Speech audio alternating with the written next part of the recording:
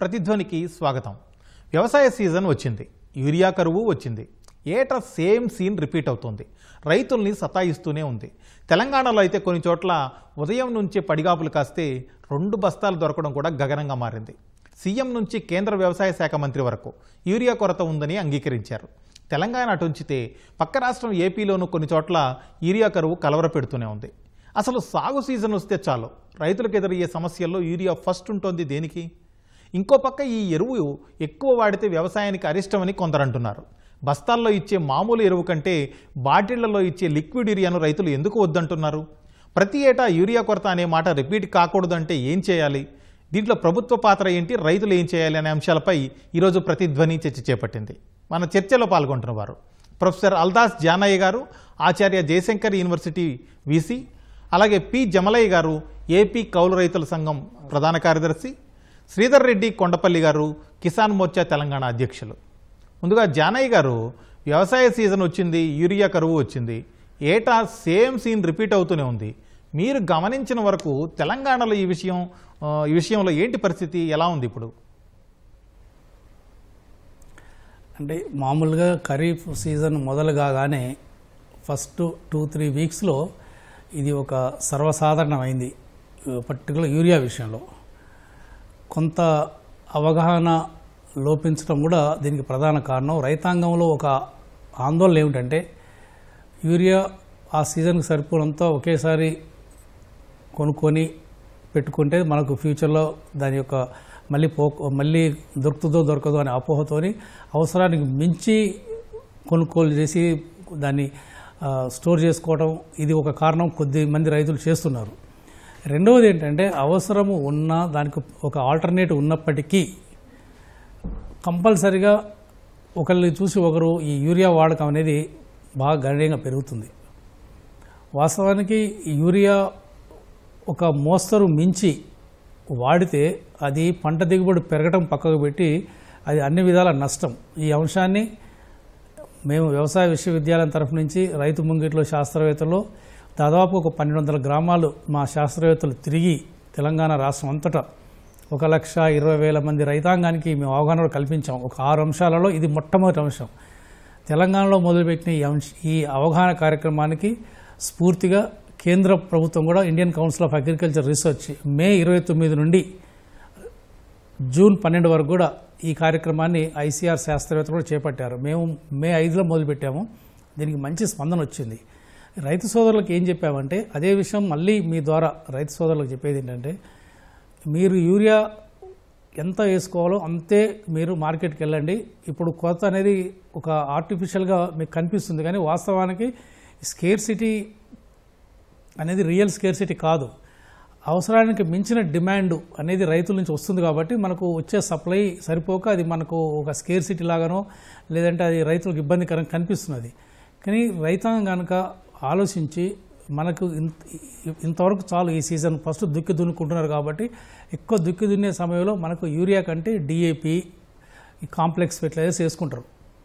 మీకు యూరియా అనేది మధ్యలో మీకు ఒక పంట విత్తనం వేసుకున్న తర్వాత 30 నుంచి 40 రోజుల తర్వాత సెకండ్ డోజులు ఎక్కువ యూరియా వేస్తుంటారు.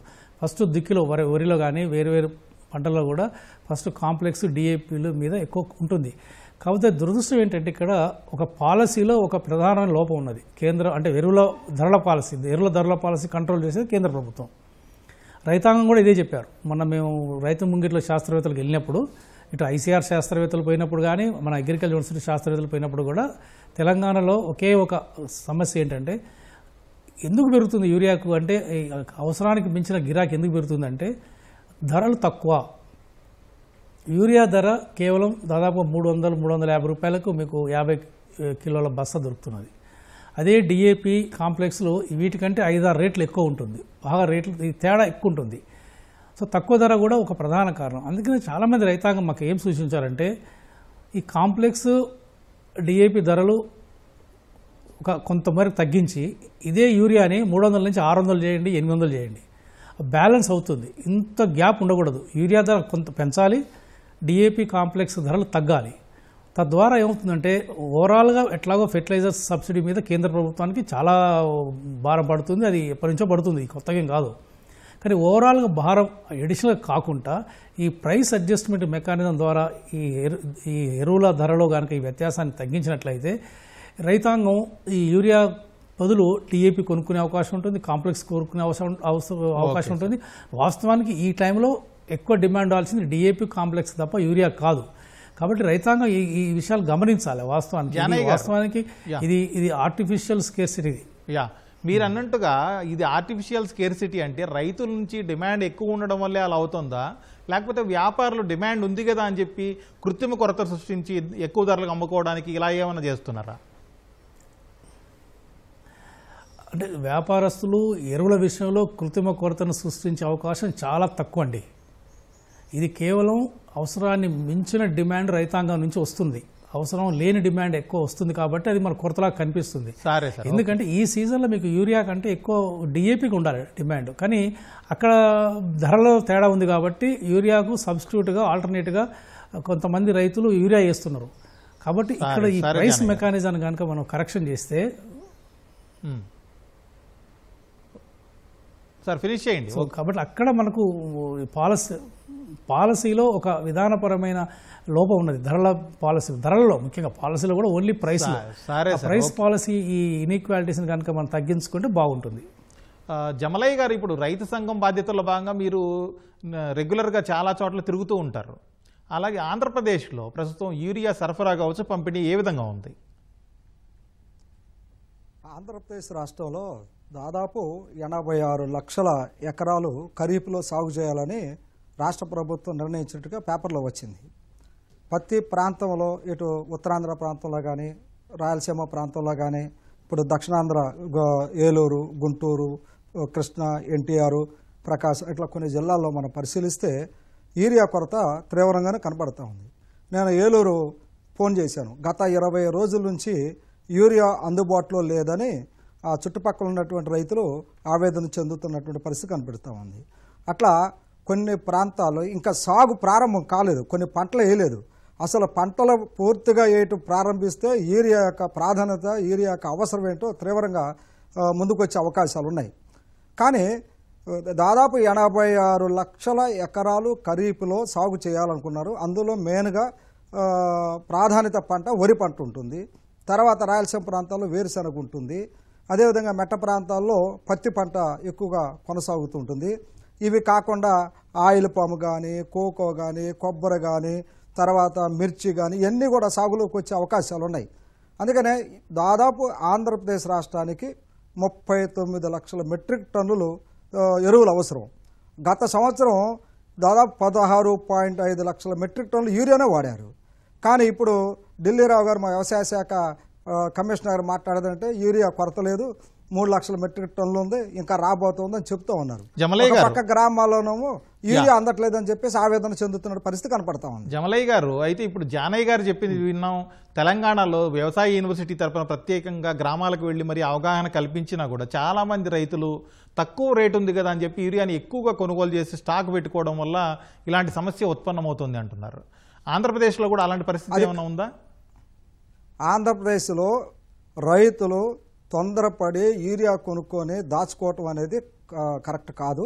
కానీ యూరియా సరఫరా ఉండాలి. అలాంటి పరిస్థితి ఉందా అని అడుగుతున్నా. తక్కువ రేటు ఉందని కాదు. జమలయ్య గారు, ఆహారానికి జమలయ్య గారు దాచుకున్నారని చెప్పట్లేదు, అలాంటి పరిస్థితి ఏమైనా ఉందా అని అడుగుతున్నాను. అయితే ఆ పరిస్థితి అయితే ఏమి లేదండి. ఓకే, నేను అడిగాను. ఇప్పుడు నారుమళ్ళకి యూరియా వాడాలి, కొంతమంది బోర్ల కింద సాగు వచ్చింది, కాలువలు కూడా వదిలారు, నాట్లు కూడా వేసుకుంటున్నారు. వేసే ముందు వేసిన తర్వాత కూడా యూరియా అవసరం ఉంటుంది. కాబట్టి రైతులు ఎక్కువ మంది దాన్ని వాడాలని చెప్పేసి కోరిక ఉంది. ఎందుకంటే ఆంధ్రప్రదేశ్లో 80 నుండి 90% మంది కౌలు రైతులు. కాబట్టి ఈ కౌలు రైతులు కౌలు చెల్లించడంతో పాటు పెట్టుబడి పెట్టాలి. ఆ పెట్టిన పెట్టుబడి తీసుకురావడం కోసం యూరియా ఎక్కువ ఉంది, దానివల్ల పంట బాగా వస్తుంది అనే ఆశ కౌలు రైతాంగంలో ఉన్నది. దానికోసమే యూరియాని ఎక్కువగా వాడుతున్నారు. కానీ మా రాష్ట్రంలో దాదాపు 7,700 రైతు సేవా కేంద్రాలు ఉన్నాయి. వ్యవసాయ శాఖ దాదాపు 677 మండలాల్లో వ్యవసాయ శాఖ ఎంఈఓలు ఉన్నారు. వీళ్ళు కాకుండా ఎంపీఓలు, ఇట్లా చాలా సిబ్బంది ఉన్నారు.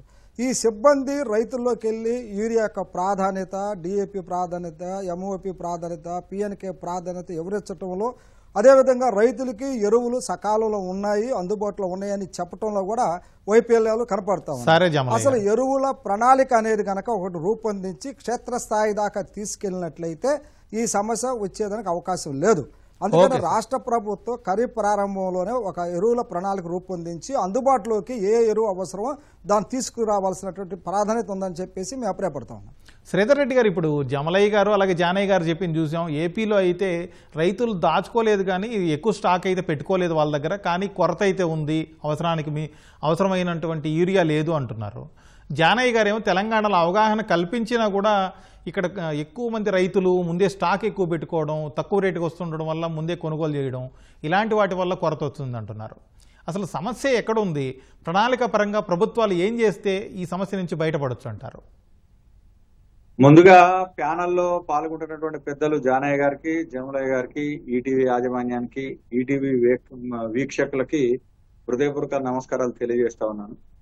యూరియా సరఫరా విషయంలో గత కొద్ది రోజులుగా వస్తున్నటువంటి కథనాలన్నీ కూడా ఇలా ప్రధానంగా పరిశీలిస్తే నిజానికి ఇందాక జానయ్య గారు అనేక విషయాలను మనం విశ్లేషించేటువంటి ప్రయత్నం చేశారు. యూరియా అనేది నిజంగా ప్రతిపక్ష పార్టీలకు కానివ్వండి, లేకపోతే ఇలా తెలంగాణలో అయితే ప్రధానంగా కాంగ్రెస్ ప్రభుత్వానికి కానీ ఒక కథా వస్తువుగా మారిపోయింది అనేది నా ఉద్దేశం. ఎందుకంటే ఈ దేశంలో నరేంద్ర మోడీ గారు ప్రధానమంత్రిగా బాధ్యత తీసుకున్న తర్వాత యూరియా విషయంలో ఒక విప్లవాత్మకమైనటువంటి మార్పులు తీసుకురావడం జరిగింది. మనందరికీ తెలుసు, గతంలో యూరియా తెచ్చుకోవాలంటే క్యూలో నిలబడాల్సి రావడము, చెప్పులు క్యూలో పెట్టడము, పాసు పుస్తకాలు క్యూలో పెట్టడము, చేతి కర్రలు క్యూలో పెట్టడం అనేటువంటి పరిస్థితి నుంచి యూరియా వ్యవసాయానికి కాకుండా ఇతర మార్గాలకు అక్రమంగా మళ్లిస్తున్నారనేటువంటి విషయాన్ని పరిశీలించిన తర్వాత వేపపూతతో కూడినటువంటి యూరియాను మరి ఆయా రాష్ట్రాలకు ఉన్నటువంటి అవసరాలను బట్టి ఎప్పటికప్పుడు సకాలంలో పంపిస్తున్నటువంటి నేపథ్యం. ఇప్పుడు ఈ మధ్యలో ఎక్కడ కూడా మనం యూరియా కోసం ప్రజలు బారులు తీరుతున్నారనేటువంటి సందర్భాన్ని మనం ఎక్కడ గమనించలేదు. శ్రీధర్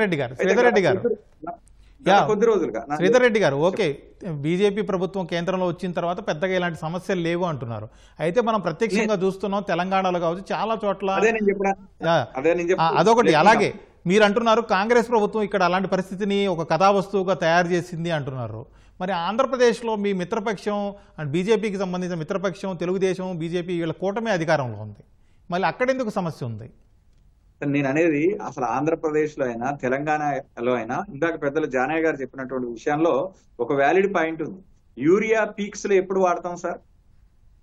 ఈ రోజు ఆగస్టు జూలై ఎండింగ్, ఆగస్టు తర్వాత యూరియా పీక్స్ లో స్టార్ట్ చేయడం అనేది అవసరం ఉంటది. ఇప్పుడు ఇవాళ ఇక్కడ తెలంగాణ విషయం తీసుకుంటే అనవసరమైనటువంటి రాద్ధాంతాన్ని, అనవసరమైనటువంటి రైతులలో గందరగోళాన్ని, అనవసరమైనటువంటి ఆందోళనను కలగజేసింది సాక్షాత్తు వ్యవసాయ శాఖ మంత్రి ప్రకటనతోటి ఈ గందరగోళం ప్రారంభమైంది.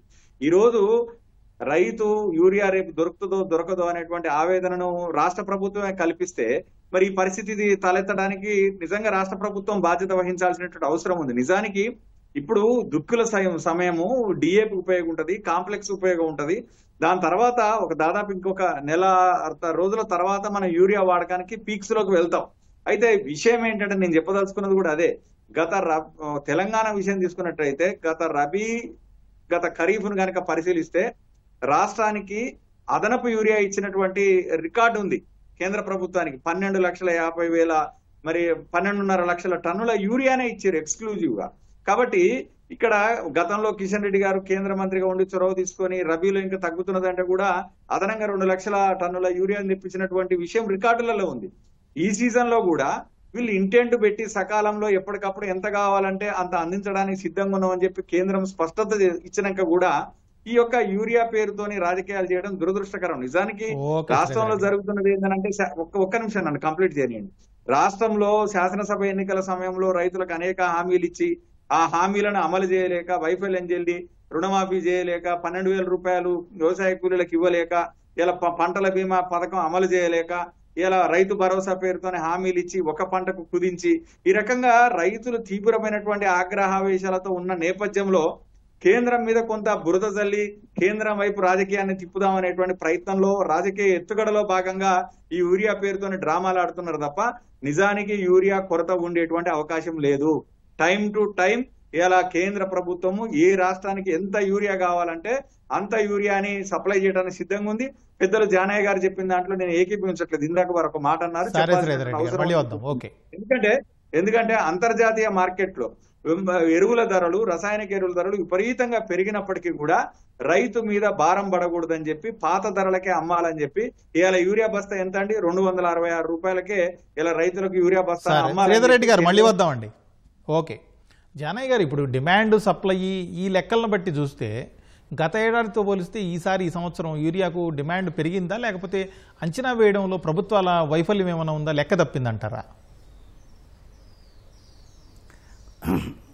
దీనికంటే ముందు నేను చిన్న ఒక వివరణ, శ్రీధర్ గారు సార్ జానయ్య గారు అన్నారు కాబట్టి ఓకే అన్నారు. కాకపోతే మనం దీన్ని రాజకీయ అంశాల జోలికి వెళ్లకుండా మనం రైతుల సమస్యలు వాటి గురించి మాట్లాడతాం సార్. వద్దు, డైవర్షన్ వద్దు, రాజకీయ అంశాల్లోకి వద్దు. ఈ ప్రోగ్రాం ద్వారా లేదు అదే విషయం, ఈ ప్రోగ్రాం ద్వారా మనం ఒక మంచి సందేహము రైతాంగానికి ఇవ్వాలనే ఉద్దేశం ఇది. మనం రాజకీయ కోణంలో మాట్లాడితే అది చివరికి అది రోజు జరిగే రెగ్యులర్ డిబేట్ లాగానే ఉంటుంది తప్ప ప్రయోజనం ఉండదు. అవును, అదే మా రాష్ట్ర వ్యవసాయ మంత్రి గారు చేసిన ప్రకటన కొంచెం దాన్ని వక్రీకరించి చెప్పినట్టున్నది. ఈరోజు దేశ ప్రధాని కూడా ఒకే మాట, యూరియాను తగ్గించండి, వాతావరణాన్ని కాపాడండి. రాష్ట్ర ముఖ్యమంత్రి గారు కూడా అదే మాట. స్వయంగా మా వ్యవసాయ మంత్రి గారు మాతో పాటు రైతు అవగాహన సదస్సులో దాదాపుగా 6 వారాల ప్రోగ్రాంలో 6 రోజులు మాతో పాటు కూడా యూరియా అవసరం ఎంతవరకు తగ్గించాలో అంతే తగ్గాలి, మీరు విపరీతంగా వాడుతున్నారు, యూరియా అనేది సగం తగ్గించాలని మాతో పాటు కూడా చెప్పిన ప్రాక్టీసింగ్ ఫార్మర్ మా వ్యవసాయ మంత్రి తుమ్మల నాగేశ్వరరావు గారు. సరే, ఇప్పుడు రాజకీయంగా ఇది వేదిక కాదు, ఇది రైతులకు ఉపయోగపడే విధంగా మనం ఒక సందేశం ఇద్దామనే ఉద్దేశంతో ఈ మాట చెప్తున్నా. ఈ రుణమాఫీకి, ఈ పంటల బీమాకి ఇవన్నీ ఇది వేదిక కాదు, దాన్ని సపరేట్గా కావాలని చర్చిద్దాం. అదేమీ పెద్ద గొప్ప విషయం కాదు. సో ఈరోజు యూరియా సమస్య ఏంటంటే, అసలు వాస్తవానికి ఇప్పుడు ఇమీడియట్గా యూరియా వాడే టైం కాదు ఇది వ్యవసాయ సీజన్లో. ఇంతకుముందు శ్రీధర్ గారు చెప్పినట్టుగా నేను ముందు చెప్పాను, దాదాపుగా విత్తనం విత్తుకున్న తర్వాత 30 నుంచి 40 రోజుల తర్వాత సెకండ్ డోజులు ఎక్కువ వాడతాం. ఇది కేవలం ఏంటంటే, ఒకటి ధర తక్కువ. ఇంతకుముందు జమలయ్య గారు చెప్పినట్టుగా కౌలు రైతులకు ₹1 తగ్గాలి ఖర్చు అనే ఆలోచిస్తారు. ఎందుకంటే వాళ్ళ కౌలు పోవాలి ప్లస్ ఖర్చు పోవాలి, అన్ని లాభం జరగాలి కాబట్టి ఖర్చుకు దృష్టిలో పెట్టుకొని చీప్ కాబట్టి యూరియా మీద మొగ్గు చూపడం ఒక ప్రధాన కారణం. వాస్తవానికి ఇక్కడ డిఏపి అండ్ ఎంఓపి, ఈ పొటాష్ కానీ కాంప్లెక్స్ ఎరువుల మీద ధరలు బాగున్నాయి. కేంద్ర ప్రభుత్వం ఒక్క యూరియా బస్తా మీద 50 కిలోల బస్తా మీద దాదాపు 2,500కు పైగా సబ్సిడీ ఇస్తున్నది. ఇది వాస్తవం. ఇందులో ఇది రాజకీయాలు కాదు, ఇది వాస్తవం. యూరియా వాడకం తగ్గాలి అంటే ఫస్ట్ దాని ధర పెంచాలి. ఇది రైతాంగమే కోరుకుంటున్నారు. ఇది మేము స్వయంగా మీకు చెప్తున్నాం. రైతాంగం కోరుకునేది ఏంటంటే, మీరు డిఏపీలు కాంప్లెక్స్ల ధరలు తగ్గించండి, యూరియా ధర పెంచండి. డెఫినెట్గా శాస్త్రజ్ఞులు చెప్పినట్టుగా శాస్త్రవేత్తలు ఏదైతే సూచిస్తున్నారో, మీరు దుక్కిలో నాటు వేసేటప్పుడు డిఏపీ కాంప్లెక్స్ చేసుకోండి. తర్వాత ఒక 1.5 మంత్ 45 రోజుల తర్వాత అప్పుడు యూరియా ఒక స్ప్లిట్, మరొక 45-50 రోజుల తర్వాత ఇంకొక 2వ డోసు వేసుకుంటే ఎకరానికి వరిలో మ్యాక్సిమం మీకు 1.5 బస్తాతోనే అయిపోతుంది. ఒక 1.5 బస్తాతోనే అయిపోతుంది యూరియా. కానీ ఇప్పుడు ఒక్క ఎకరానికి వరిలో దాదాపు 3 నుంచి 4 బస్తాలు వేస్తున్నారు. డిఏపి కాంప్లెక్స్ చాలా తక్కువ వేస్తున్నారు, ఎందుకంటే ధరలో తేడా ఉంది కాబట్టి ఇక్కడ కేంద్ర ప్రభుత్వం ఈ విధానంలో, ధరల విధానంలో మార్పు చేయాల్సిన అవసరం ఉన్నది.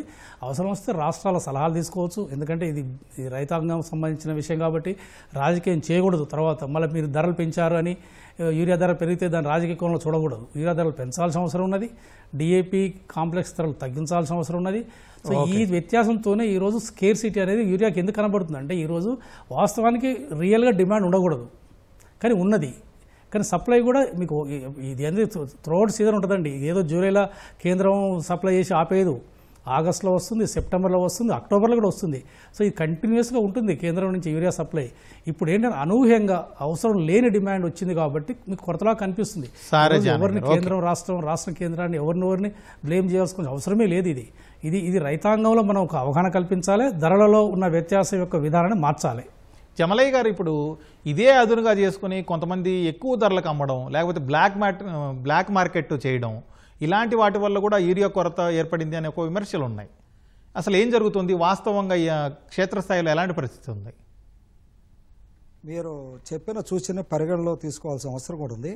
నేను కర్నూలు జిల్లాలో పత్తికొండ ఆదోని ప్రాంతాల్లో ఫోన్ చేశాను. యాక్చువల్గా 45 కేజీలు యూరియా బస్తా 266 రూపాయల 50 పైసలు ఉంది. కానీ దాన్ని బయట మార్కెట్లో 280, 300 దాకా అమ్ముతున్నటువంటి స్థితి కూడా కనపడుతూ ఉంది. కారణం ఏంటంటే వ్యవసాయ శాఖ వాళ్ళు పంపిణీ చేయాల్సినటువంటి మార్కెట్ ఫెడ్ సంస్థల నుంచి కానీ పిఎస్సిఎస్ల సంస్థల నుంచి కానీ సకాలంలో యూరియా కనుక అందించినట్లయితే రైతులు బయట మార్కెట్లో కొనుక్కోవాల్సిన అవసరం ఉండదు. కానీ ప్రభుత్వం ద్వారా పంపిణీ చేయవలసిన సంస్థల నుంచి యూరియా అందుబాటులో లేనప్పుడు బయట ఎక్కడ దొరుకుతుందో అని చెప్పేసి ఆరాట పడతారు, ఆందోళన చెందుతారు. ఈ నేపథ్యంలో వ్యాపారస్తులు తమ దగ్గర ఉన్నటువంటి యూరియాని రేటు పెంచి ఆ విధంగా రైతులు భారం మోపే పద్ధతిలో కనపడుతోంది. రైతులు కూడా యూరియా దొరికితే చాలు అనే ఆందోళనతో ఉంటారు కాబట్టి అదనంగా చెల్లిస్తూ ఉన్నారు. దీన్ని రాష్ట్ర ప్రభుత్వం ఏం చేయాలి? అది తెలంగాణ ప్రభుత్వమైనా ఆంధ్రప్రదేశ్ ప్రభుత్వమైనా వెంటనే యూరియా ఎక్కడెక్కడ ఉన్నది, ఏ ప్రాంతంలో ఉన్నది, ఎంత అందుబాటులో ఉన్నది, రైతులు దేనికో ఏ పంటకు వాడుతూ ఉన్నారు పరిశీలించి, అదేవిధంగా వ్యాపారస్తుల దగ్గర నిల్వలు ఎంత ఉన్నాయి, ఎంత రేటుకు అమ్ముతున్నారని చెప్పేసి ఎప్పటికప్పుడే నిఘా ఉండాలి. ఆ నిఘా ఉన్నట్లయితే ఈ బ్లాక్ మార్కెట్ సృష్టించడానికి అవకాశం ఉండదు. రైతుల యొక్క ఆందోళనని ఆసరా చేసుకొని ఆ విధంగా కొంతమంది వ్యాపారస్తులు ఉన్న సరుకుని నిల్వ పెట్టుకొని బ్లాక్ మార్కెట్లో అమ్ముకునే పరిస్థితి కూడా మనకు కనపడుతాం. అందుకనే రాష్ట్ర ప్రభుత్వం ఎప్పటికప్పుడు కొన్ని విజిలెన్స్ కమిటీ కానీ లేదా నిఘా కమిటీలు కానీ పర్యవేక్షణ కమిటీలు కానీ వేసి అక్కడ కొరత ఉన్న ప్రాంతాల్లో అక్కడ ఎక్కువ రేటుకి అమ్ముతున్న వ్యాపారస్తుల యొక్క దుకాణాలను ఇవన్నీ కూడా పరిశీలించి ఆ విధంగా కొరతని దృష్టిలో పెట్టుకొని బ్లాక్ మార్కెట్ నివారించడానికి అవకాశాలు ఉంటాయి. శ్రీధర్ రెడ్డి గారు, ఇప్పుడు తెలంగాణ వరకు తీసుకుంటే ఏప్రిల్ మే నెలల్లో రావాల్సిన కోటా రాలేదు, అది తగ్గింది, దానివల్ల కూడా సమస్య చాలా తీవ్రమైంది అని చెప్పి తెలంగాణ రాష్ట్ర ప్రభుత్వం కేంద్రానికి లేఖ రాసింది. యాక్చువల్గా ఏం జరుగుతుంది మీ పరిశీలన ప్రకారం? నేను ఆ విషయం ప్రస్తావించడం కోసమే ఇందాక వివరం చెప్పిన పెద్దలు జానయ్య గారు చెప్పారు కాబట్టి. శ్రీధర్ రెడ్డి గారు, జానయ్య గారు కూడా ఏమన్నారంటే రేటు తక్కువగా ఉండడం వల్ల యూరియాకి ఎక్కువగా మొగ్గు చూపుతున్నారు జనము, అలాగే కాంప్లెక్స్, డిఏపి ఇలాంటివి ఎక్కువ రేట్లు ఉండడం వల్ల కొనడానికి ఇబ్బంది పడుతున్నారని చెప్పారు తప్ప జానయ్య గారు రాజకీయ విమర్శలు కానీ ఏం చేయలేదు. లేదు, నేను చేశారని అనడం లేదు. పెద్దలు జానయ్య గారికి ఒక విషయం చెప్పదలుచుకున్నాను. నేను కూడా రైతునే, నాకు ఎద్దు వ్యవసాయం ఉంది. నేను కూడా చెప్పింది ఏంటంటే తుమ్మల నాగేశ్వరరావు గారు వ్యవసాయ శాఖ మంత్రిగా ఆ ప్రకటనతోనే రైతులలో ఆందోళన వచ్చింది. యూరియా కోసము యూరియా కేంద్రం ఇవ్వడం లేదు అని చెప్పి ఉత్తరం రాశారు. ఆ నేపథ్యంలోనే రైతులు ఆందోళన చెందారని చెప్పడం నా ఉద్దేశం. అది రికార్డులో ఉంది, వారు చేసిన ప్రకటన ఉంది. నేను దాన్ని ఎవరు కూడా వక్రీకరించాల్సిన అవసరం లేదు. అది ప్రధానంగా పత్రికల్లో వచ్చింది. రెండవది సరే జానయ్య గారు, ఓకే, శ్రీధర్ రెడ్డి గారు రాయొచ్చు, తప్పలేదు. సాధారణంగా ప్రతి రాష్ట్ర వ్యవసాయ శాఖ మంత్రులు సాధారణంగా ఇలాంటి పరిస్థితులలో మాకు ఇవ్వండి అని లేఖ రాస్తుంటారు. గతంలో ఇవ్వలేదు అని కాదండి, అక్కడ నెగటివ్గా దాని కాదు, పాజిటివ్గా ఏంటంటే సరే జానయ్య గారు గిరాకీ పెరిగింది కాబట్టి ఏ కారణాలైనా సరే డిమాండ్ పెరిగింది అంతవరకే ఒక్క నిమిషము జానయ్య గారు, నాకు ఒక నిమిషం అవకాశం ఇవ్వండి. చెప్పండి. నేనేం చెప్తున్నానంటే వారు వ్యవసాయ శాస్త్రవేత్తగా ఉన్నారు, నేను రైతుగా ఉన్నాను. ఇప్పుడు అసలు యూరియా ఇప్పటికిప్పుడు దాని యొక్క యూసేజ్ ఉందా లేదా అనేది వారే విశ్లేషణ చేశారు. వచ్చినటువంటి అసలు రైతుల ఆందోళన గురించి కూడా మనం చర్చించాం. రెండవది, యూరియా బస్తాకు రేటు తగ్గించాలి, రేటు పెంచాలి అనేటువంటి విషయాన్ని వారు ప్రస్తావించారు. కానీ ఆ తర్వాత వచ్చినటువంటి పరిణామాల విషయం బహుశా వారు ఆలోచించినట్టు లేరు. ఎందుకంటే ఇలా దేశవ్యాప్తంగా ఉన్న రైతుల వ్యవసాయాన్ని ముందుకు తీసుకుపోవాలా, వ్యవసాయాన్ని పండగలాగా మార్చాలనేటువంటి ఉద్దేశంలోనే ఇలా అంతర్జాతీయ మార్కెట్లో వ్యవసాయం పూర్తిగా రసాయన ధరలు మరి 100, 200, 300% పెరిగినా కూడా ఆ భారాన్ని కేంద్రం భరించి ఇలా 266 రూపాయలకే యూరియా బస్తా ఇస్తా ఉన్నారు. కాబట్టి ఇలా మనము యూరియా వాడకాన్ని తగ్గించాలని జానయ్య గారు చెప్పడం పూర్తిగా వాస్తవం. అది యూరియా వాడకాన్ని తగ్గించాలి, సేంద్రియ వ్యవసాయం ప్రారంభించాలి. ఇంకా నరేంద్ర మోడీ గారు అయితే ప్రాకృతిక వ్యవసాయం ప్రారంభించాలంటున్నారు. ఆయన ఎటువంటి రసాయనిక ఎరువులు, క్రిమి సంహారక మందులు కొట్టకుండా ప్రకృతి వ్యవసాయం చేయాలని అంటున్నారు. అదంతా కూడా ఖచ్చితంగా వికసిత కృషి సంకల్ప అభియాన్లో బహుశా వారికి తెలుసు. జానయ్య గారికి మొన్ననే శివరాజ్ సింగ్ చౌహాన్ గారు వ్యవసాయ శాఖ మంత్రిగా తెలంగాణలో కూడా పర్యటించారు. నేను కూడా ఆ స్టాల్స్ కు వెళ్ళడం జరిగింది. రాబోయే రోజుల్లో వ్యవసాయాన్ని ప్రగతి పదంలో తీసుకురావాలంటే ఖచ్చితంగా రసాయనిక ఎరువులు, క్రిమి సంహారక మందుల వాడకాన్ని తగ్గించాల్సిందే. అయితే ఇప్పటికిప్పుడు చేయలేని పని గురించి దాన్ని మనం ఒకసారి చర్చిద్దాం, తప్పనిసరిగా చర్చిద్దాం. కానీ ఈ రోజు రైతులలో, తెలంగాణ రైతులలో ఆందోళన ఎందుకు వచ్చింది, యూరియా సరఫరాలో ఇబ్బందులు ఎందుకు తలెత్తుతున్నాయి అనేది మనం విశ్లేషించాల్సినటువంటి అవసరం ఉంది. ఇలా మీరు చూసినట్లయితే మార్క్ఫెడ్ పూర్తిగా చేతులు ఎత్తేసింది, ట్రాన్స్పోర్ట్ విషయంలో చేతులు ఎత్తేసింది. శ్రీధర్ రెడ్డి గారు మళ్ళీ రాజకీయాల్లోకి వద్దండి. ఓకే, అందుకని నేను చెప్తాను, అసలు సమస్య ఎక్కడ ఉంది. ఇప్పుడు డీలర్స్, డిస్ట్రిబ్యూటర్స్ సూర్యాపేట జిల్లాలలో మేము 266 రూపాయలకు యూరియా బస్తా అమ్మలేమని చెప్పి బహిరంగంగా స్టేట్మెంట్ ఇచ్చారు. మళ్ళీ వద్దాం. ఓకే, రాష్ట్ర ప్రభుత్వము తన వైఫల్యాలను సమీక్షించుకోవాలి. మళ్ళీ వద్దాం. Okay sir. జానయ్య గారు, మీరు ఇంతకుముందు చెప్పినట్టుగా రైతులు ఎక్కువగా కొనడం వల్ల, ధర తక్కువ ఉంది ఎక్కువ కొనేసి స్టాక్ పెట్టుకుందాం అనే ఆలోచన వల్ల కొంత కొరత అయితే, అసలు యాక్చువల్గా మన దేశంలో ఎంత ఉత్పత్తి అవుతుంది యూరియా, అలాగే విదేశాల నుంచి ఎంత దిగుమతి చేసుకుంటున్నాం, ఈ రెండింటిలో ఉన్న తేడా ఏమైనా సమస్య కారణమవుతుందా? అంటే ఇప్పుడు యూరియా కావాల్సిన ఈ మన రా మెటీరియల్ మాత్రమే మనకు ఇంపోర్ట్ చేసుకుంటాం. యూరియా వరకు చాలా వరకు మన స్వదేశంలోనే ఉత్పత్తి అవుతుంది. ఓకే, వాస్తవానికి మనకు గత 75 సంవత్సరాలు చూస్తే మొత్తం ఎరువుల వాడకం దేశంలో కేవలం 4 కిలోలు ఉండేది ఒక ఎకరానికి. ఇప్పుడు అది దాదాపుగా 180 కిలోల వరకు వచ్చింది. ఎందుకంటే ఎప్పుడైతే హరిత విప్లవం వచ్చిందో డెఫినెట్గా ఆ టైంలో మనకు మొత్తం యూరియా కానీ ఇతర ఫెర్టిలైజర్స్ అన్నీ బయట నుంచి ఇంపోర్ట్ చేసుకునేది.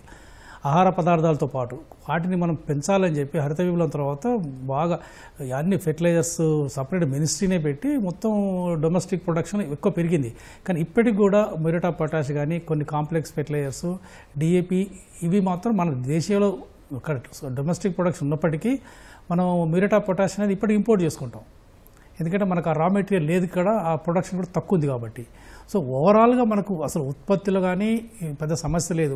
ఏవైనా రా మెటీరియల్ ముఖ్యంగా ఈ ముడి చమురుతో కూడిన ఈ రా మెటీరియల్ ఇంటర్నేషనల్ ప్రైస్కు లింక్ ఉంది కాబట్టి విపరీతమైన ధరలు ఒక్కోసారి పెరుగుతుంటాయి, ఒక్కోసారి తగ్గుతుంటాయి. అయినా సరే స్థిరంగా యూరియా ధర గత చాలా సంవత్సరాల నుంచి ఇదే రేటు ఉంటుంది. కానీ DAP, muriate of potash complex ధరలు బాగా పెరిగినాయి. ఈ వ్యత్యాసం కూడా రైతులలో ఒక రకమైన మార్పు వచ్చి యూరియానే వాడటం మొదలుపెట్టారు. పెద్ద తేడా లేదు మాకు, షార్ట్ టర్మ్లో యూరియా వాడినా అదే ఈల్డ్ వస్తుంది, డిఏపి వాడినా అదే ఈల్డ్ వస్తుంది తెలుస్తుంది. కానీ దీర్ఘకాలికంలో ఈ నేల ఆరోగ్యం పాడుకోవటం, అదేవిధంగా మనకు పండించిన పంటలో కూడా మీకు పెద్దగా ఈ కెమికల్ రెసిడ్యూస్ ఉండటం, ఇంకా ఎక్కువ యూరియా వాడటం వల్ల ఈ చీడపీడల డిసీజులు, పెస్టులు ఎక్కువ అటాక్ చేయటం, సో ఈ నష్టాలు ఎక్కువ ఉన్నాయి అన్నట్టు. ఈ అవగాహన అనేది చాలా అవసరం రైతాంగానికి. ఇలా మనం అందరం కూడా ఈ వేదిక ద్వారా కూడా రైతాంగానికి మరొకసారి మనం మనవి చేసేది ఏంటంటే, యూరియా అనేది ఇమ్మీడియట్గా క్రాప్ సీజన్ బిగినింగ్లో పెద్దగా అవసరం ఉండదు. ఇది క్రాప్ సీజన్ మొదలైన తర్వాత, విత్తనాలు అన్నీ నాటు పడ్డ తర్వాత, మీకు ఎప్పుడైనా ఒక 45-50 రోజుల తర్వాత అప్పుడు అవసరం ఉంటుంది. ఇప్పుడు అవసరం ఉండేది మీకు ఇంతో ఒకవేళ మీకు ఆఫ్ సీజన్లో గ్రీన్ మాన్యూర్స్ ఏమైనా వేసుకున్నట్లయితే ఇప్పుడు కాంప్లెక్స్ ఫెర్టిలైజర్స్ లేదంటే సూపర్ ఫాస్ఫేటో, డిఏపి వేసుకుంటే సరిపోతుంది. ఎకరానికి ఒక 1/2 బస్తానో అది కలిపి మొత్తం. కాబట్టి మీకు తొందరగా యూరియా అయిపోతుంది అనే ఒక ఆర్టిఫిషియల్ కూడా వాళ్ళకు ఒక ఏంటంటే ఇక పోతే దొరకదేమో అనే ఫీలింగ్లో కూడా ఉన్నారు. కాబట్టి సరే 260 రూపాయలే కదా, ఒక 4 బస్తాలు తెచ్చి పెట్టుకుందాములే అనే ఒక ఆలోచనలు కూడా కొంతమంది రైతులు వాడుకొని తీసుకొచ్చుకుంటున్నారు. ఎందుకంటే ఇది అదే ఇప్పుడు మీరు ఒక బస్తా మీకు డిఏపి కొనాలంటే దాదాపు 1500 నుంచి 1800 రూపాయలు అవుతుంది. ఆ 1500 పెడితే ఇక్కడ 4 బస్తాలు 5 బస్తాలు వస్తుంది యూరియా. సో కాబట్టి కేంద్రం ఏంటంటే ఇక్కడ డిఏపి కాంప్లెక్స్ ధరలు తగ్గాలి, యూరియా ధర పెంచాలి, అన్ని రాష్ట్రాలతో డిస్కస్ చేయాలి. కన్సల్టేషన్స్, ఇది రాజకీయాలు కాదు, ఇది రైతాంగం అనేది కేంద్రం రాష్ట్ర అందరి బాధ్యత కాబట్టి వాతావరణం కూడా కాపాడుకోవాలి. కాబట్టి ఈరోజు క్లైమేట్ చేంజ్లో కూడా ఇది ఒక భాగం ఇది. కాబట్టి దీన్ని ఒక విస్తృత స్థాయి చర్చ చేసి రాష్ట్ర ప్రభుత్వాలతోనే కేంద్రం ఒక నిర్ణయం తీసుకుంటే బాగుంటుంది. జమలయ్య గారు, ఇప్పుడు మన 2 తెలుగు రాష్ట్రాల్లో చూస్తే ఏ పంటలకు యూరియా ఎక్కువగా అవసరం అవుతుంది, అలాగే ఎక్కువ మంది వాడకం మితిమీరిపోయింది, దీనివల్ల కూడా ఈ సమస్య ఏర్పడుతుంది అని ఒక ఆందోళన వ్యక్తం అవుతున్నాయి. ఎందుకు అలాంటి పరిస్థితి ఏర్పడింది?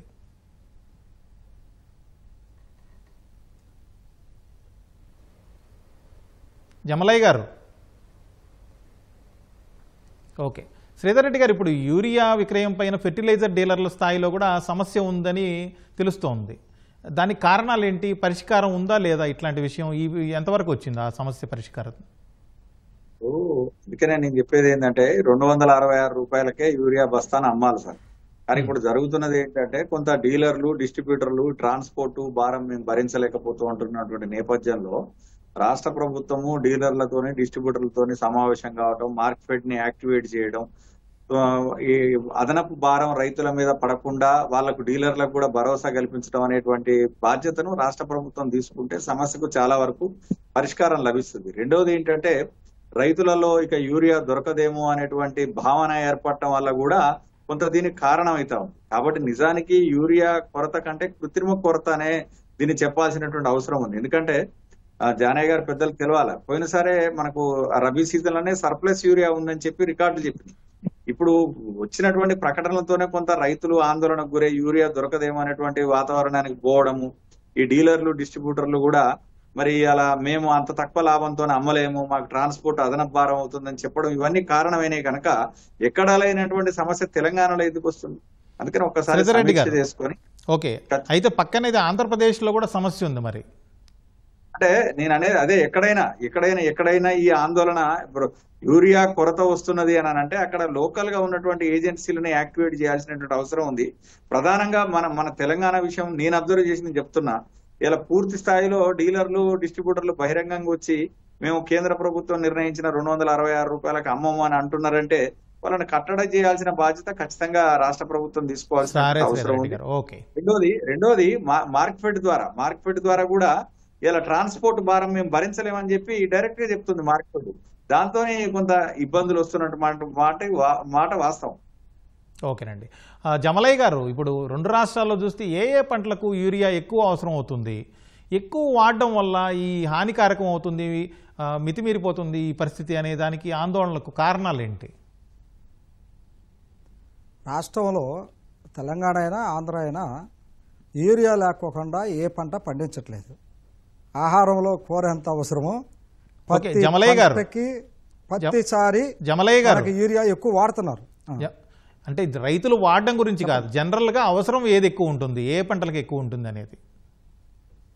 వరి పంటకి ఎక్కువగా వాడుతున్నారు. తర్వాత వాడడం గురించి కాదండి, రైతులు వాడడం ఓకే, అవసరం ఏది ఉంటుంది అది అడుగుతుంది. జనరల్ గా అవసరం ఏంటి, వీళ్ళు వాడుతుంది ఏంటి, అది చెప్పండి.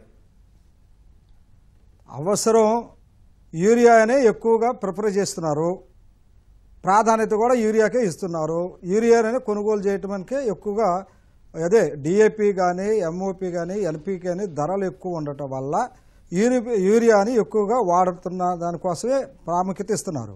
యూరియా వాడటం వల్ల పంట ఏపుగా పెరుగుతుంది, దిగుబడి బాగా వస్తుందని చెప్పి ఆలోచన రైతాంగంలో ఉంది. అందుకని యూరియానే ఎక్కువగా వరి పంటలో వాడుతున్నారు ప్రధానంగా.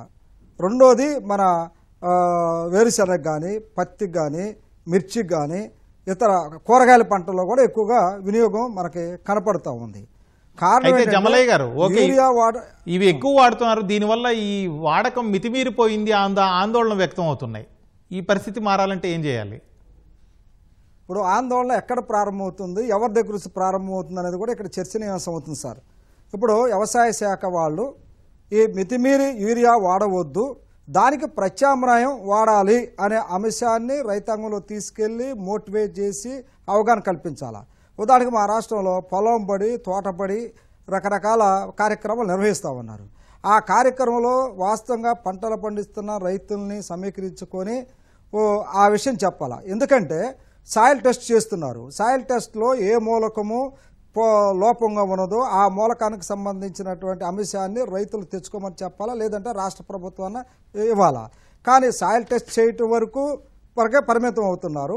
ఆ సాయిల్ టెస్ట్లో వచ్చిన రిపోర్ట్ని రైతులకు తెలియపరిచి ఆయా పొలంలో ఆయా భూమిలో ఎంత ఏ పోషకం లోపం ఉందో చెప్పి దానికి తగినటువంటి ఎరువుల్ని వాడుకునే ఒక ప్రణాళికను రైతాంగానికి దృష్టి తీసుకెళ్తే అప్పుడు యూరియా వాడాలా, డిఏపి వాడాలా, ఎన్పికే వాడాలా అని చెప్పేసి రైతులు అవగాహన కల్పిస్తే ఆ మేరకు ఎక్కువ వాడటాన్ని తగ్గించుకునే అవకాశాలు ఉన్నాయి.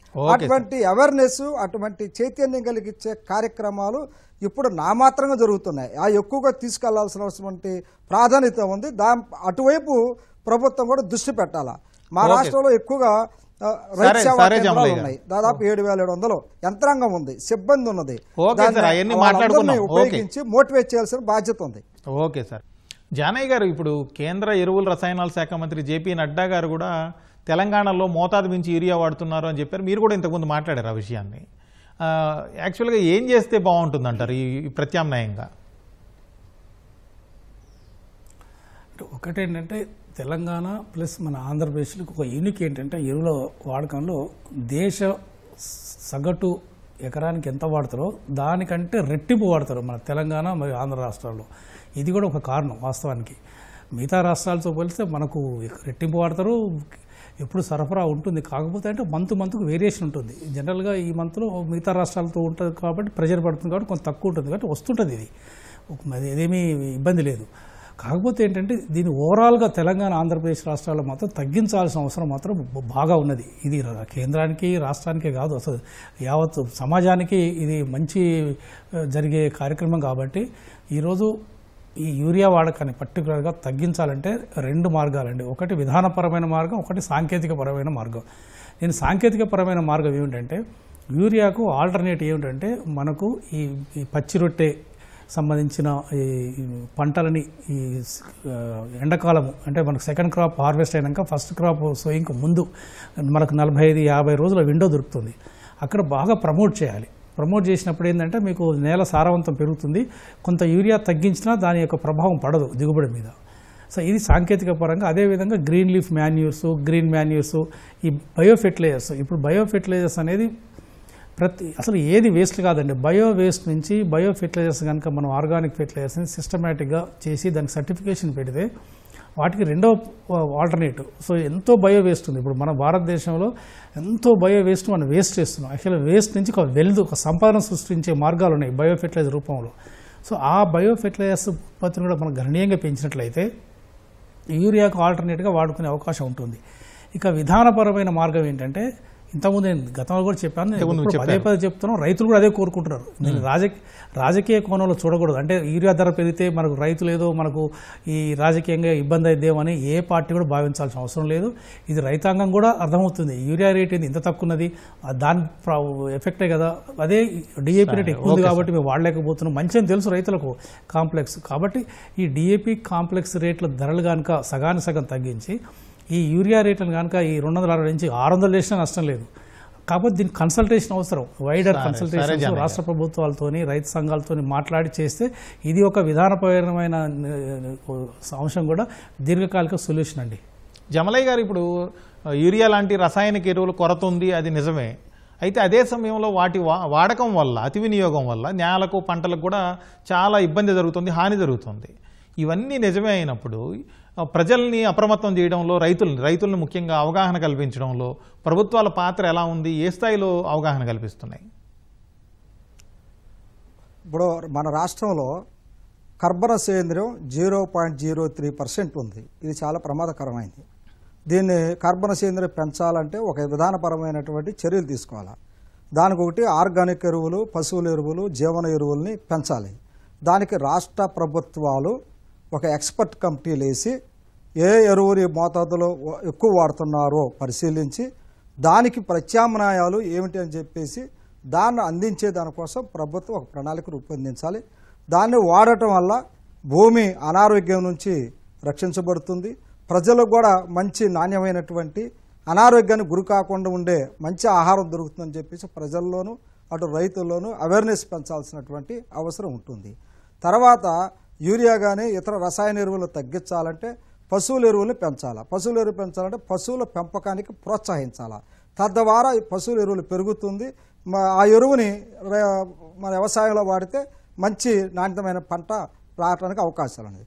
రెండోది పశు సంపదతో పాటు జీవన ఎరువుల్ని పెంచేదానికోసం మన ప్రభుత్వం కూడా కొన్ని యూనిట్లను, చిన్న యూనిట్లను ఏర్పాటు చేసి దాంట్లో ఉపాధి దొరికేటట్టు, ఎరువులు కూడా ఉత్పత్తి తక్కువ రేటుకు దొరికేటట్టు ఆ విధంగా స్మాల్ యూనిట్లని ఏర్పాటు చేసి దాన్ని ప్రోత్సహించే పద్ధతిలో రాష్ట్ర ప్రభుత్వం రూపొందించాలి. దానికి కావలసిన నిధులను కూడా కేటాయించాలి. ఆ నిధుల్ని సక్రమంగా వినియోగించి ఆ విధంగా రసాయన ఎరువుల్ని వ్యవసాయంలో తగ్గించే దానికోసం ఒక ప్రణాళికలు రూపొందించి ముందుకు తీసుకెళ్లాల్సిన అవసరం ఉంది. ఆ పాత్ర రాష్ట్ర ప్రభుత్వాలు చిత్తశుద్ధితో అమలు చేసి ఒక సంకల్పంతో ముందుకెళ్లాల్సిన అవసరం ఉంది. శ్రీధర్ రెడ్డి గారు, ఇప్పుడు లిక్విడ్ యూరియాని తీసుకుంటే ఇది చాలా చక్కటి ఒక ఆల్టర్నేటివ్గా ఉంది, కాస్ట్ ఎఫెక్టివ్ కూడా అంటున్నారు ఇది. అయితే ఈ విషయాల్ని రైతుల్లోకి చేరకపోతే, వాళ్ళు సరిగ్గా వాడకపోతే ఏంటి ఉపయోగం? దీన్ని సరిగ్గా అవగాహన కల్పించాల్సిన బాధ్యత ఎవరిది? ఏం చేస్తున్నాయి ప్రభుత్వాలు? మీరు అన్నది నిజమే. ఎందుకంటే ఈ 11 సంవత్సరాల్లో వ్యవసాయ రంగంలో విప్లవాత్మకమైనటువంటి మార్పులు వచ్చినాయి, అనేక నూతన వంగడాలు వచ్చినాయి, అనేక నూతన ఆవిష్కరణలు కూడా జరిగినాయి. అందుకే కృషి అభియాన్ అనే పేరుతోటి కేంద్ర ప్రభుత్వం దీని మీద ప్రచార కార్యక్రమం కూడా నిర్వహిస్తుంది. పెద్దలు జానయ్య గారికి కూడా తెలుసు. అయితే మీరు అన్న నానో యూరియా విషయం వచ్చినప్పుడు ఒకసారి మన అదే లిక్విడ్ యూరియా విషయం వచ్చినప్పుడు మొత్తం భారతదేశంలో ఆ లిక్విడ్ యూరియాని వాడుతున్నటువంటి రాష్ట్రాల్లో తెలంగాణ చాలా దిగువ స్థానంలో ఉంది. కాబట్టి దీన్ని సరి చేసుకోవాల్సిన అవసరం ఉంది. దీని మీద వ్యవసాయ శాఖ రైతు చైతన్య కార్యక్రమాలు పెట్టడం, అవగాహన కల్పించడము, దీంతో ఉన్నటువంటి వెసులుబాటు సౌకర్యాన్ని చెప్పడము, ఇవన్నీ కూడా రాష్ట్ర ప్రభుత్వం చొరవ చూపి రైతులకు పలు విధాలుగా అవగాహన కార్యక్రమాలు పెంచినప్పుడు ఇది సాధ్యమవుతుంది. ఎందుకంటే మొదట అసలు యూరియా కొరత నుంచి వేపపూతతోనే వచ్చినటువంటి యూరియా సరఫరా చేసిన తర్వాత చాలా ఇబ్బందులు తగ్గినాయి. ఇప్పుడు దాంట్లో ఇంకొక అదనపు అడుగు ఏం వచ్చిందని అంటే లిక్విడ్ యూరియా వచ్చింది. దీన్ని కూడా చాలా ప్రభావవంతంగా పనిచేస్తుందని చెప్పి లెక్కలు చెప్తున్నాయి. భారతదేశంలో అనేక రాష్ట్రాలలో ఇది మరి లిక్విడ్ యూరియాని వాడుతున్నట్టుగా మన గణాంకాలు చెప్తున్నాయి. కానీ లిక్విడ్ యూరియాని వాడడంలో తెలంగాణ పట్టికలో చాలా దిగువ స్థానంలో ఉంది. కాబట్టి వెంటనే రాష్ట్ర ప్రభుత్వం దీని మీద అప్రమత్తమై దీని మీద అవగాహన కల్పించడం, రైతుల చైతన్యమైనటువంటి కార్యక్రమాలు తీసుకురావడం చాలా అవసరం అని భావిస్తా ఉన్నా. కేంద్రంలో ప్రభుత్వాలతో పాటు మీలాంటి రైతు సంఘాలు, రైతు నాయకులుగా మీరేం చేస్తున్నారు? రైతులకు అవగాహన కల్పించడానికి మీ వంతు ఎలాంటి ప్రయత్నాలు చేస్తున్నారు? ఖచ్చితంగా మా జాతీయ పార్టీ పిలుపు మేరకు గత 11 సంవత్సరాలలో ఈ రోజు మోడీ గారి ప్రభుత్వం వచ్చిన తర్వాత వ్యవసాయంలో వచ్చినటువంటి విప్లవాత్మకమైనటువంటి మార్పులు, నూతన ఆవిష్కరణలను వివరించడం కోసం వికసిత కృషి సంకల్ప అభియాన్ పేరుతోని మేము కూడా రైతులను కలుస్తున్నాం. పెద్దలు జానయ్య గారు చెప్పినట్టుగా యూరియా వాడకాన్ని తగ్గించాలని, ప్రకృతి వ్యవసాయాన్ని పెంచాలని, సేంద్రియ వ్యవసాయాన్ని ప్రోత్సహించాలని చెప్పి విరివిగా ప్రచారం చేసే ప్రయత్నం చేస్తున్నాం. కానీ ఏది ఏమైనప్పటికీ ఆయా రాష్ట్ర ప్రభుత్వ ఏజెన్సీలు దీని మీద మరి చొరవ చూపుతేనే వాళ్ళకు మ్యాన్ పవర్ ఉంటది, వాళ్ళ సైంటిస్టులు ఉంటారు, దీని ఆవశ్యకతను చెప్పగలుగుతారు, రైతులను కన్విన్స్ చేయగలుగుతారు. కాబట్టి ఖచ్చితంగా రాష్ట్ర ప్రభుత్వాలు దానికి సంబంధించినటువంటి ఏజెన్సీలు చురుకైన పాత్ర పోషించడం ద్వారా రాబోయే రోజుల్లో మరి తెలంగాణలో కూడా మరి ప్రకృతి వ్యవసాయం కానివ్వండి, సేంద్రియ వ్యవసాయానికి కానివ్వండి ఇలా అవకాశం కలుగుతుంది. అదేవిధంగా యూరియా వాడకాన్ని కూడా తగ్గించే విషయంలో అవగాహన ప్రోత్సహించాల్సినటువంటి అవసరం కూడా ఉంది రైతులను ఆ రకంగా. ఓకే సార్, ఇది ఇవాళ ప్రతిధ్వని. నమస్కారం.